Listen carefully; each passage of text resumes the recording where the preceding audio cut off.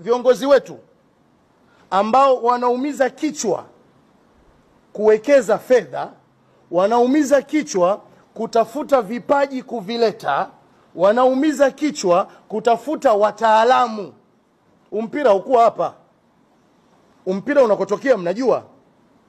Lakini mpaka kumefanyika mapinduzi ambayo yeye leo anajinasibu nayo. Hivi tujiulize, haya mapinduzi yanopita akajinasibu nayo ni ya kwake kweli? Ni vilabu.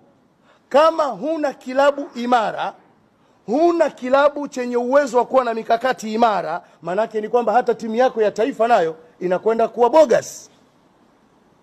Sasa kinachotuuma ni kwamba anazifanya klabu zetu kupitia wawekezaji wetu, kupitia wataalamu wetu, kwamba ni watu wanokaa kama vile wanacheza mdako.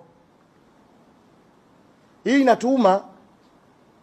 Sasa sisi tunataka tumwambie kwamba ule mchezo ule usema ule tutamchezesha yeye. Awe ana akili timamu atacheza, hana akili timamu atacheza. Atacheza mchana au usiku tutamchezesha. Kwa sababu namna ya kumchezesha tunajua. Uwezo wa kumchezesha tunao. Sababu ya kumchezesha tunayo. Atacheza. Hawezi kutuchezea. Kuna kiongozi mmoja, naomba ninukuu maneno yake, Dr. Salmin. Alikuwa anasema, uhuru wako unaishia mwisho wa pua yangu. Uko ulikocheza, ruka, fanya viroja, nenda juu, urudi, lakini uko mbali na pua yangu. Ukikaribia pua yangu, unatafuta mengine kwangu. Kitakuja kukupata usichokizika. Kwa kweli hili lililofanyika, mimi kwa niaba ya wazee, imetuuma sana. Imetuuma kuliko mnavyofikiria. Na tunataka bila kuficha maneno aombe radhi.